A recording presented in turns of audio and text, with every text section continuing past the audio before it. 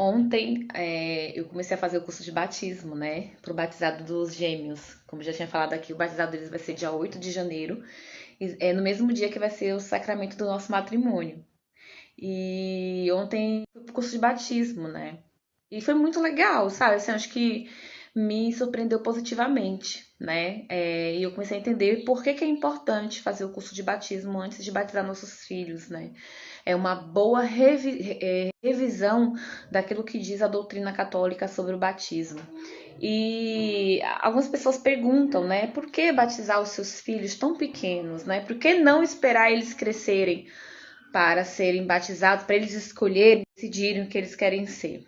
E eu lembro que quando eu estava estudando a história da igreja primitiva, né? Vocês sabem que eu gosto de estudar a história da igreja. Eu estava vendo que desde a época da era apostólica, as famílias, quando o chefe da família se tornava cristão, né, decidia se converter e se tornava cristão, não só ele se batizava, mas toda a família dele se batizava. E naquela época, falar de batismo de toda a família, gente, é falar de famílias muito numerosas, né? Então envolvia todas as esposas, né, todas as concubinas, todos os servos e todos os filhos, né? Todas as crianças da família. Então naquela época se batizava a família inteira e não só os adultos. Né? E isso está comprovado, tem documentos históricos que fazem esse registro muito bem feito. E por que quando o chefe da família se convertia e se tornava cristão, toda a família se tornava cristã?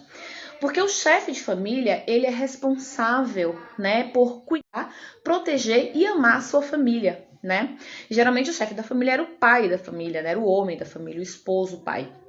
E quando a gente traz isso para os dias de hoje, nós pais somos os responsáveis pela nossa família, nós somos responsáveis pelos nossos filhos, né? Não só materialmente, fisicamente, em termos de proteção e amor, mas também pela vida espiritual dos nossos filhos. Eu estava lendo o autor, eu não sei se foi o Júlio Paioso, acho que foi o Júlio Paioso, eu até falei aqui, que ele fala, né? Gente, eu não vou falar que foi o Júlio Paioso porque eu não tenho certeza, não lembro mais. A única coisa que eu leio eu acabo esquecendo, mas assim, ele fala que quando a gente quando a gente morrer e chegar no nosso julgamento, né? Nós que somos responsáveis pela vida de alguém, nós vamos ter que dar conta a Deus de nossas próprias virtudes, mas também das virtudes daqueles que estavam sobre a nossa responsabilidade, né? Deus, quando Deus nos dá filhos, ele coloca pessoas sobre a nossa responsabilidade. Né? E quando você batiza a criança, o batismo ele é um sacramento por quê? Porque ele tem efeito em si mesmo. Ele tem um efeito na vida espiritual, no mundo espiritual. Né? Ele não é só um símbolo de que eu morri para o mundo e nasci para Cristo, mas ele tem um efeito prático. O que a gente aprende na Bíblia sobre o batismo? Né? O batismo ele tem alguns efeitos. Primeiro, ele tem o efeito de nos perdoar os pecados. Né? O pecado original, no caso das crianças, né? No caso dos adultos, os pecados cometidos até aquele momento. O pecado original, gente, é a nossa inclinação da carne ao pecado, né? A nossa tendência à desobediência, né? Que veio lá com o pecado de Adão e Eva. Ele tem o efeito de nos infundir em nós o Espírito Santo, né? No momento que nós somos batizados, nós recebemos o Espírito Santo. Então a gente não recebe o Espírito Santo quando a gente fala em línguas, essas coisas que as pessoas falam por aí, mas é no momento do batismo. Nós nos tornamos filhos adotivos de Deus, né? E nós nos tornamos membros do corpo de Cristo. Olha quantas coisas acontecem no momento do nosso batismo. Quando nós nos tornamos cristãos,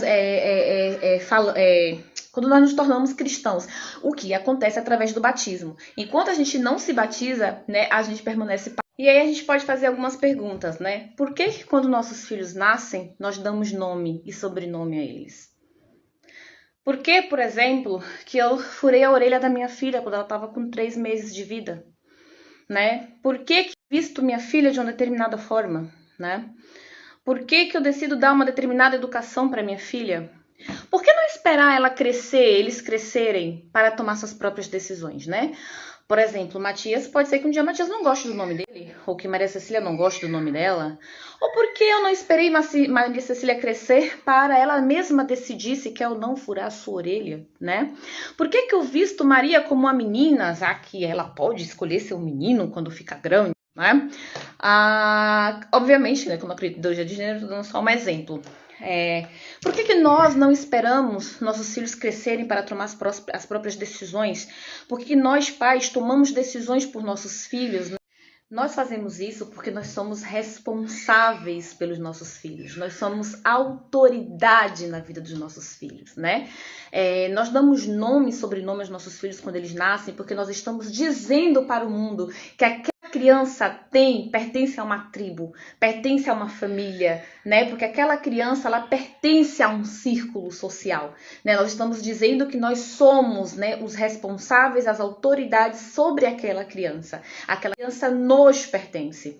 E a partir desse momento de que essa criança nos pertence, nós somos os responsáveis por tudo aquilo que vai acontecer na vida dela, né? Até que ela se torne maior de idade e se torne independente. Então nós tomamos as decisões pelos nossos filhos, porque somos responsáveis pela vida de nossos filhos.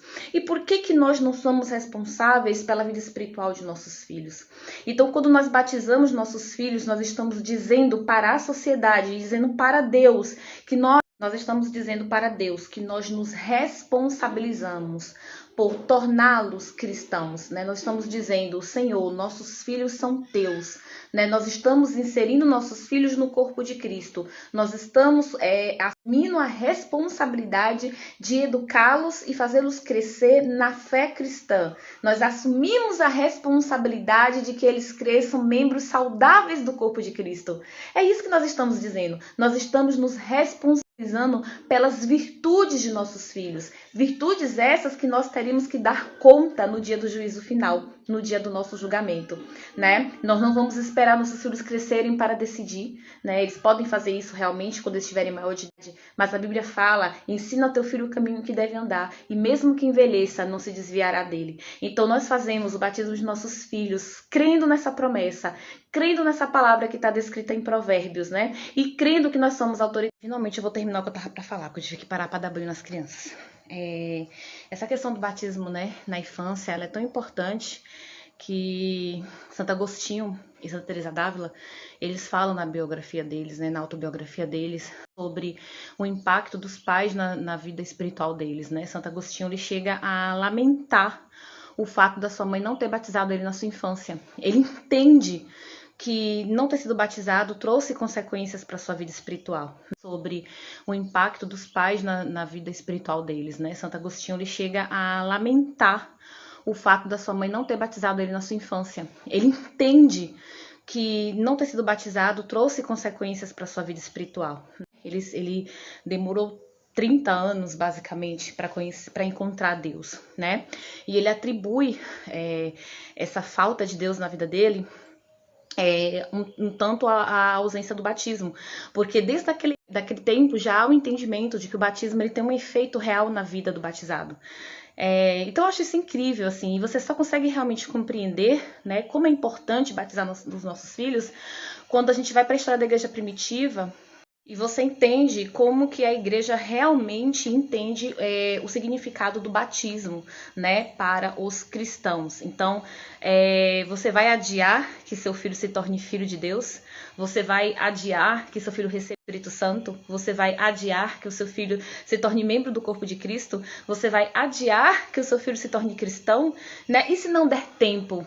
Se ele morrer antes dele poder tomar qualquer decisão? Ele vai morrer como um pagão? Então, ele vai morrer sem o Espírito Santo, né? Então, quando você entende realmente o poder que o batismo tem em nossas vidas, né, como cristãos, você não quer adiar, né, que o seu filho receba todas essas bênçãos, todas essas graças. Então é incrível, assim, é lindo. Eu acho que eu vou ficar muito emocionada no batizado dos meus gêmeos, porque tendo consciência efetiva do que é o batismo, não tem como você não se encantar e não sentir a força e responsabilidade que isso significa para a vida dos pais também.